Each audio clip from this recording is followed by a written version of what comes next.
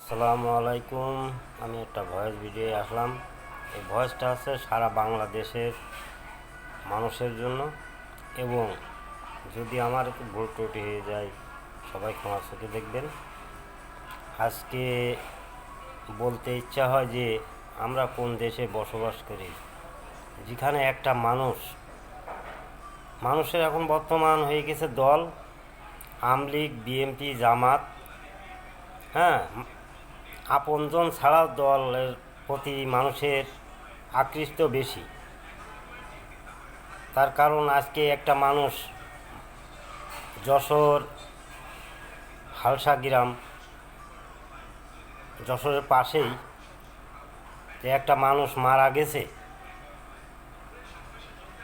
প্রকাশ্যভাবে সেখানে তার ভাই, আত্মীয় স্বজন, তারা ভাইটাকে সে চিরস্থায়ীর জন্য, সারা জীবনের জন্য বিদায় হয়ে চলে গেছে আল্লাহ দরবারে।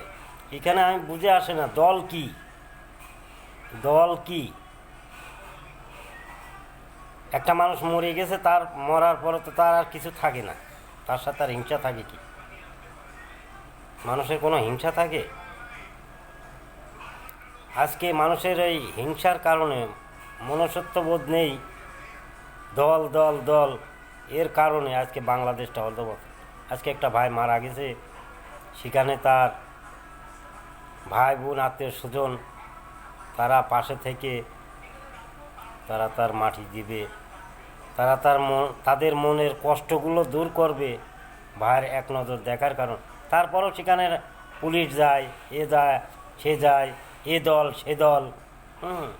কেন? এগুলো কি ঠিক? এটা সারা বাংলাদেশের মানুষের কাছে একটাই প্রশ্ন আমার, তো আমরা কোন দেশে বসবাস করি? হ্যাঁ, কোন দল? আজকে আপনি যে দলই করেন, বিএনপি করেন, আওয়ামী লীগ করেন, জামাত করেন, শিবির করেন, ছাত্রলীগ করেন, যুবলীগ করেন, ছাত্র দল করেন, দলে আপনার খাতে দেবে না। কারণ আপনার কর্ম আপনার করে খাওয়া লাগবে।